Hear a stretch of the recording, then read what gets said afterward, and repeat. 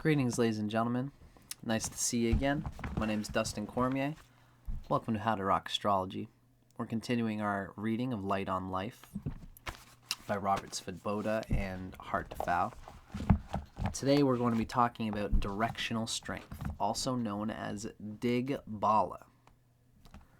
This is a hugely important dimension of Jyotish astrology, which again is not considered in Western astrology. Has to do with certain planets having a certain strength at certain cardinal points of the houses from the Earth's vantage. This is geomantic strength, as I would like to call it, in a certain way. This is something that's technically a part of Bala. Bala is the 6 strengths, which we're going to be talking about after this episode. And even deeper than that, once you really get to the end of, even these lessons don't get into the depths that Digbala are really all about. Well, it does, but there's a very important factor when considering the strength of a yoga. Yogas are certain planetary factors combining together to make deep significance and influence in a person's chart. Most Jyotishis will look into a chart, and right away, one of the first things they'll look for is these crown jewels of the chart, which is yoga aspects, particularly Raja yogas. A Raja yoga is when a cardinal house lord intermixes somehow with a trinal house lord. So it's like the 1st, 4th, 7th, or 10th lord being associated with or an aspect to, or full aspect to, a trinal lord, which is the 1st, the 5th, or the 9th lord. This creates the luck of the trines plus the opportunity of the cardinal houses to produce a Raj Yoga. We'll get to that later. It's an intermediary technique. But the strength of expressing a yoga comes down to a few factors. It's Ishta, Sabha, and Digbala. We can't really describe it in this episode for sure. It's very complex. Well, it's whatever, but it's intermediate is the word I'm looking for. So just keep in mind that this directional strength, Digbala, is a huge dimension of the capacity of every planet to express its potentials in a chart. And it makes the planet much more benefic, much more. This isn't necessarily about strength. This is more of something that makes a planet function well. That's why it's very important. Directional strength and weakness of the planets. Now, a horoscope's 10th house corresponds to the sector of the heavens that is highest in the sky at any particular moment. That's why the Western picture here of the 10th house being above, the 4th house being below, east being left, west being right, it does make a good depiction of the astrological reality. A horoscope's 10th house corresponds to the sector of the heavens that's highest in the sky at any particular moment, i.e. opposite the 10th house. While the 4th house corresponds to the sector that is underfoot, i.e. opposite the 10th house, below the Earth. The astronomical reality of this can be confusing, but I'm still just going to lay it out as the text is written. Just as the Ascendant, or the 1st house, corresponds to the sector of the heavens that is always on the eastern horizon, the 7th house corresponds to the sector that is always on the western horizon, opposite the 1st house. Because in the northern hemisphere, you can see the zodiac only when you face south. The 10th house of a horoscope represents the southern direction, and by extension, the 4th house represents the northern direction. That's something that you might want to digest and try and burn in your brain the factual astronomical reality of the Earth being under the Earth. You know, it makes sense that when the sun at noon is up in the sky, if it's in the sky at noon, it is literally right above us, right? So this would be the sun being here at noon, if a person was born with the sun up here. Whereas if this person is born at like 11 p.m., like me, or 12 p.m., the sun in that case, it would be dark, of course, and the sun would be on the other side of the Earth, and thus it would be under the Earth, under where all the things are happening in the soul. So that's why the fourth house represents the northern direction. Directional strength is another principle derived from observational astrology. And this is our depiction of observational. I understand what he means by that, observational astrology. Essentially, we can understand why these planets do better in these places. So this is first a little breakdown of it. Essentially, the planets that do good in the east are Mercury and Jupiter. Saturn does the worst when it's in the first house. And there are things we can describe to each of those, you know. Saturn,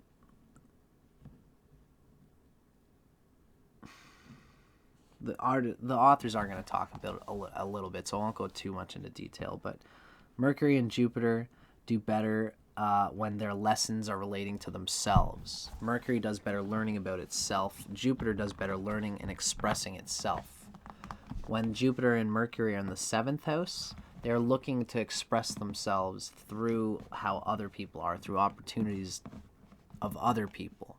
And they don't, over time, they learn about so many different people around them that nothing ever sticks, because the people outside you are always changing. Karma and fate are always changing and moving.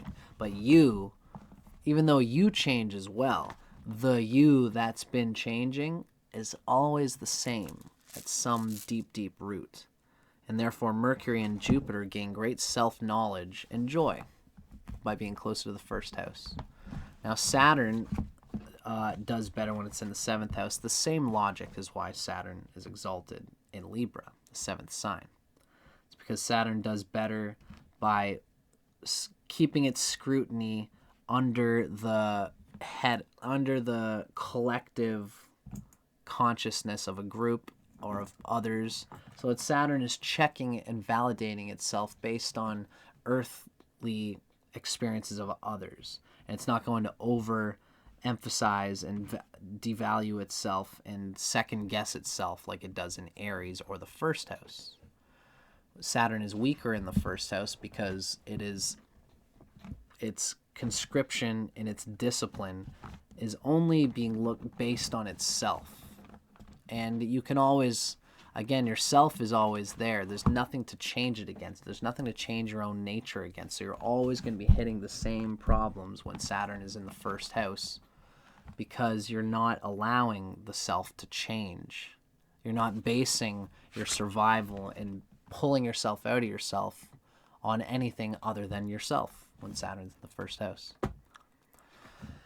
Moon and Venus do well in the fourth house because they are looking at their foundational roots, the foundational domestic roots of what makes the person happy. The Moon and Venus are learning about the family close to them and the people close to them, and how to be satisfied by what's within us. The Sun and Mars are weaker in the fourth house because, let's just get a little picture here.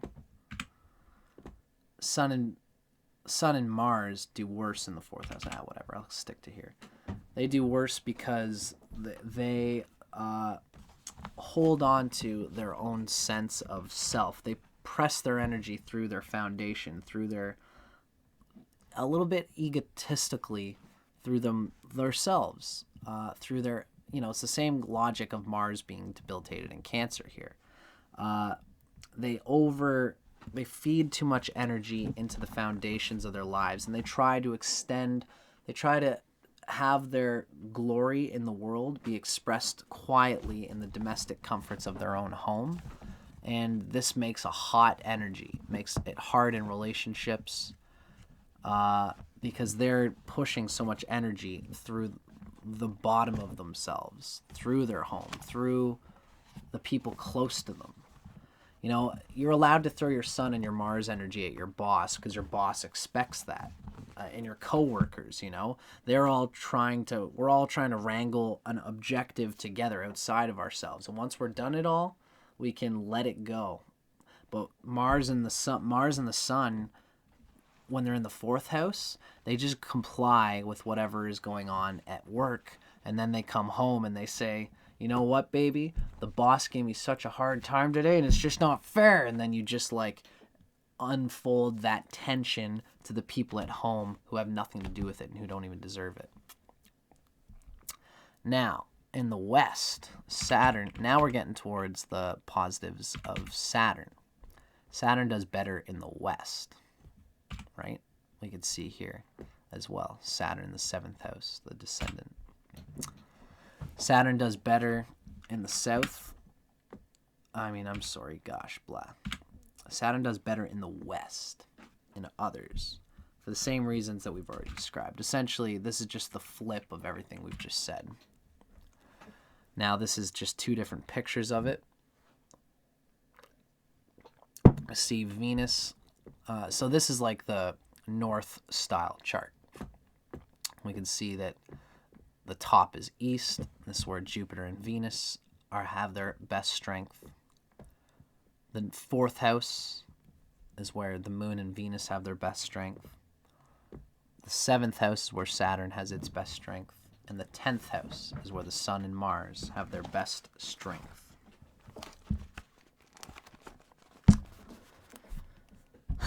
So, what our book tells us, hopefully, again, you guys can see me here. Good.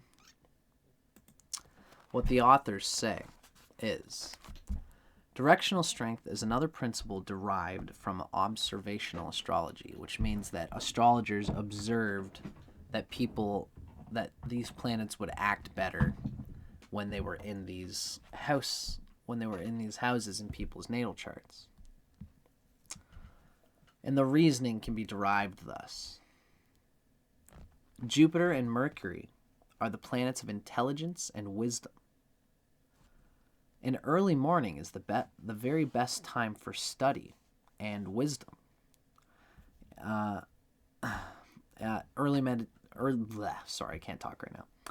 Early morning is the best time for study and meditation, when the mind is fresh and clear. These are things that Jupiter and Mercury put themselves towards. Sun and Mars, the two hottest planets, they show their influence best at midday, the hottest part of the day, the south. Saturn, the lord of shadow and darkness, the alter ego of the rising sun, shows his strength best when the sun sets. Moon and Venus, the two brightest objects in the night sky, are strongest when it is the darkest. The effect of directional strength on a planet, it's Digbala, the effect of Digbala on a planet, is much the same as the effect of exaltation, except that while exaltation is determined by position in constellation in the signs, directional strength, Digbala, is determined by position in house. It's the soul's anticipation and understanding of those planets and those signs. Jupiter is therefore strong to give its effects, good or bad, when located in a horoscope's first house, while Jupiter, who occupies the 7th house, is weak to give the results it symbolizes. It just doesn't have the strength. Its application of its energy does not effectively gain substance or gain energetic continuum in a way that would sustain it as well. and of course this book is saying that it's more about strength than positive. I mentioned at the beginning that Digbala was more about not just about strength, but also how well a planet does. And I think that's ultimately a closer interpretation. But, you know, this book, these authors are right to say that it's good or bad. These planets have strength in their directional strength, in their strong direction, and they're weak and lacking power to express when they're in the opposite of their directional strength. Of course, if that, this is how we have to learn to interpret things here. If Jupiter is in the first house, and it's sitting in, so it has strength in the first house. But let's say this is a Capricorn rising. So this Jupiter is in the sign of Capricorn in the first house. Capricorn is where it's debilitated. So it will be weak by constellation, but strong by house placement. This is a Jupiter that involves itself in the wrong things in the world, external to itself, the constellation nature of Jupiter. But it will still find wisdom, happiness, and self-expression and fulfillment within the world of non-Jupiter plus themes and archetypes. So, when Jupiter is in the first house in Capricorn, where it's debilitated, it's weak by constellation, but strong by house placement. And the Jyotishi will then face a challenging translation in which other factors must be considered before drawing any conclusion. This is one of those things where, again, if Jupiter's associated with malefics, or if it has ill placement, if it is, being bombarded by its enemies, especially Mercury and Venus in particular. These things will discern whether this Venus will be updrafted in this, a neutral position or a mixed bag position, like Jupiter in Capricorn in the first house, or whether it will be, aided and brought up, or whether the debilitation will bring it to its knees, despite having the swiftness and acuity of being in the first house. It's very subtle. Welcome to the world of astrology, folks. So I hope you guys dug that. Of course, this seems like there's lots of things to consider here, but as we go along, it all begins to become integrated and does sort of sift all the data after you do a few charts, starts to sift itself into a unifying picture. If you continue with your love of studying for the sake of the love of studying, as we apply ourselves in the study of Jyotish. Because Jyotish, after all, is only, truly it's a Vedanga, a limb of the Veda of truth and reality. And if we study astrology with the intent to be closer to that, then we won't just be dismayed whenever we find that it's complicated and that there's a lot to digest and a lot to integrate. It's a bit of a sacrifice to get to the real place of astrology, but if you are a sagacious person and you enjoy studying and surrendering your time to the unfoldment of truth and illumination within you and with everyone else, then it will be worth it. I'm Dustin Cormier for How to Rock Astrology. Anyway, we're not done here yet, folks. We ain't saying no goodbyes or nothing. I just like to give these little reminders once in a while. Stay with me, folks. In our next episode, we're going to be looking into the 6 strengths. It's just going to be another short little episode. And then from there, we're going to talk about the planetary characteristics of the planets. So stay tuned, folks. Thanks for watching, and I'll see you on the next one.